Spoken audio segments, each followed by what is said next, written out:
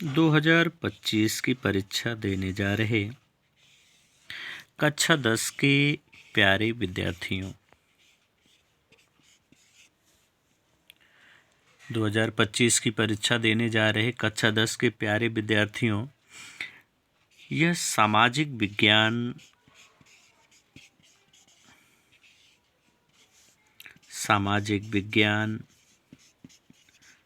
का model paper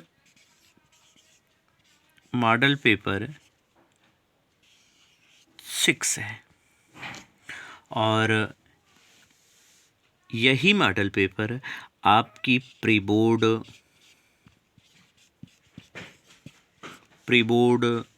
2025 की परीक्षा में आने वाला होगा। यदि आप ये तैयार कर लेते हैं तो आपकी प्री बोर्ड परीक्षा में यदि कहा जाए तो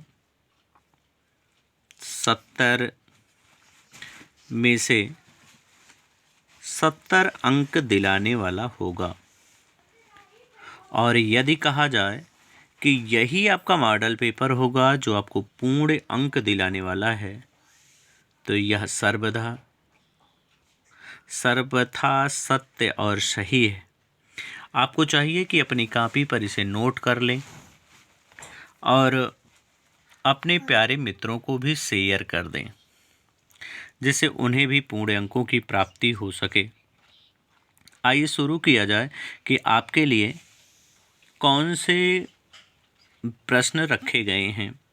प्यारे बच्चों, आपको यह चैनल सब्सक्राइब कर लेना चाहिए, जिससे बोर्ड परीक्षा में भी आपको अंकों की प्राप्ति हो सके और सबसे पहले आपको जानकारी प्राप्त हो जाए। इसलिए आपको चाहिए कि इस चैनल को आप सब्सक्राइब कर लीजिए। आपका पहला प्रश्न है कि निम्नलिखित में से किसने एक गुप्त संगठन यंग इंडिया बनाया था? यानी कौन है जिन्होंने यंग इंडिया बनाया था? तो आपका यहाँ पे विकल्प बी सही हो जाएगा, मित सैनी।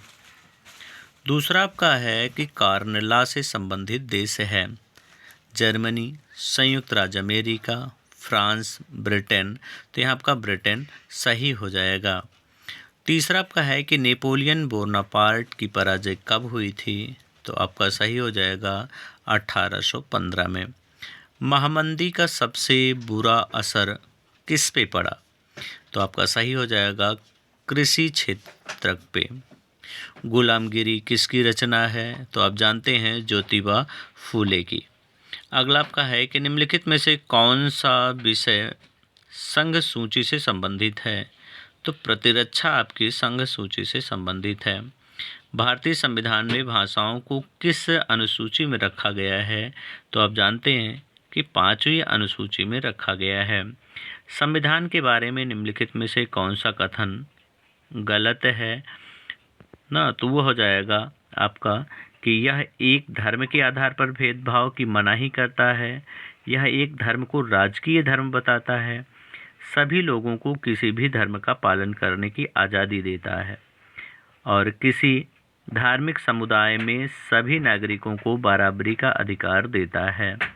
तो इसमें आपको हाईलाइट कर लेना चाहिए कि गलत प्रश्न पूछा गया है।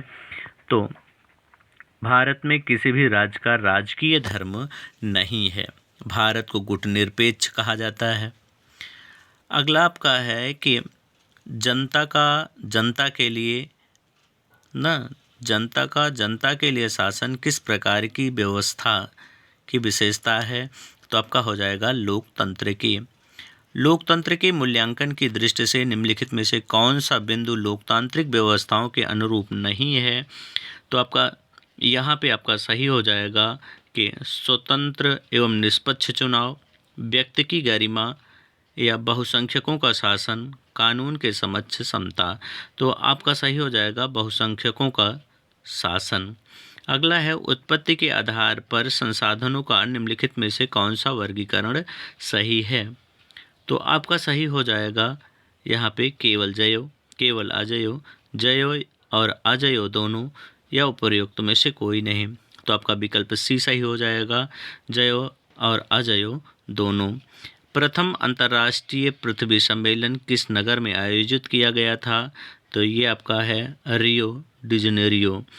खरीफ की फसलों को कब बोया जाने का समय है। तो ये जून और जुलाई में बोया जाता है। निम्नलिखित में से कौन सा ऊर्जा खनिज ऊर्जा का स्रोत है। तो आपका यहाँ हो जाएगा प्राकृतिक ऊर्जा। कृषि आधारित उद्योगों का वर्गीकरण है, सूती वस्त्र उद्योग को कहा जाता है। अगला आपका है कि भारतीय रेल में रेल प्रखंडों की कुल संख्या कितनी है। तो आपका सही हो जाएगा 18। सूचना एवं संचार प्रौद्योगिकी का आर्थिक क्षेत्र तृतीय कहलाता है। उपभोक्ता सुरक्षा अधिनियम 1986 में पारित हुआ था।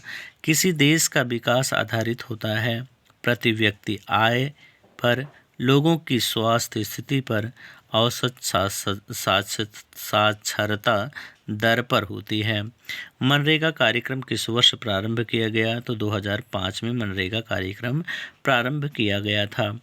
वैसे यदि आपके अतिलघुत्तरीय प्रश्नों की बात कही जाए कि आपके अतिलघुत्तरीय प्रश्न कौन से होंगे, तो यहाँ होगा आपका प्रथम विश्व युद्ध के समय भारत का औद्योगिक उत्पादन क्यों बढ़ा। यानी प्रथम विश्व युद्ध के समय भारत का औद्योगिक उत्पादन क्यों बढ़ा था ना। अथवा G77 देशों से आप क्या समझते हैं।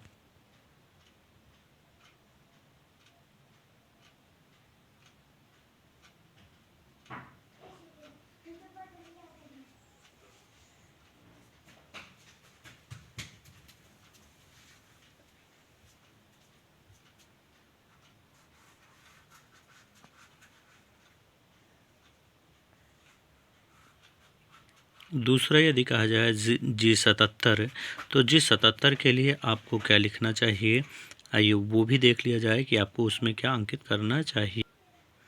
G77 देशों से आप क्या समझते हैं। तो G77 विकासशील देश जो द्वितीय विश्व युद्ध के बाद स्वतंत्र हुए थे, उन्हें 1950 व 60 के दशक में पश्चिमी अर्थव्यवस्था की तेजी प्रगति का कोई लाभ नहीं हुआ। इस समस्या को देखते हुए उन्होंने एक नई अंतर्राष्ट्रीय आर्थिक प्रणाली के लिए आवाज़ उठाई और G77 के रूप में अपना एक संगठन बनाया। वैसे कहा जाए तो G77 का गठन ब्रिटेन, ब्रिटिश की जुड़वा संतानों, अंतर्राष्ट्रीय मुद्रा कोष और विश्व बैंक की प्रक्रिया थी। विकासशील देशों ने विकसित औद्योगिक देशों के बराबर पहुंचने में का यथासंभव प्रयास किया। G77 के मुख्य आर्थिक उद्देश्य इस प्रकार थे: अपने संसाधनों पर पूर्ण नियंत्रण हो, कच्चे माल का उचित मूल्य मिले और अपने तैयार माल को विकसित देशों के बाज़ारों में बेचने के लिए बेहतर स्थान मिल सके। शासन व्यवस्थाओं के मूल्यांकन से स्पष्ट होता है कि लोकतंत्र शासन की अन्य व्यवस्थाओं से उत्कृष्ट है। तानाशाही और अन्य व्यवस्था अधिक दोषपूर्ण है।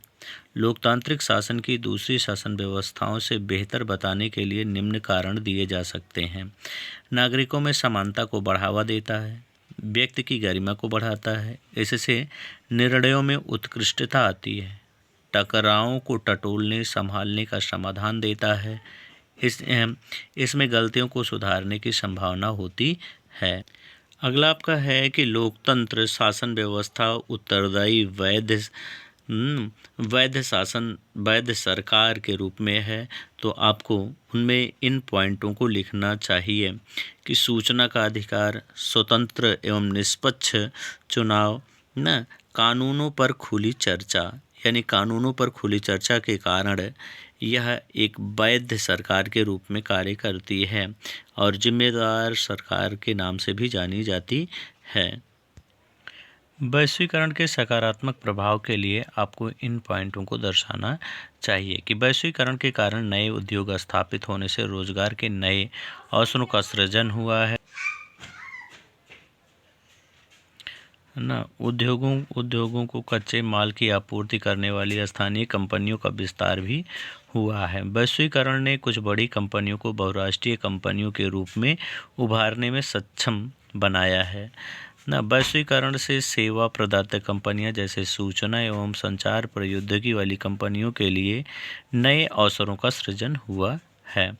वैश्वीकरण के कारण उपभोक्ताओं को लाभ हुआ है। इन उपभोक्ताओं के समक्ष पहले से अधिक विकल्प हैं और वे अनेक उत्पादन की उत्कृष्टता, गुणवत्ता और कम कीमत से लाभान्वित हो रहे हैं। अगला यदि कहा जाए कि भारत में रेल परिवहन के विकास पर प्रकाश डालिए, तो रेल परिवहन के बारे में आपको वर्णन करना होगा। मृदा अपरदन को रोकने के कोई 2 उपाय लिखिए। तो मृदा अपरदन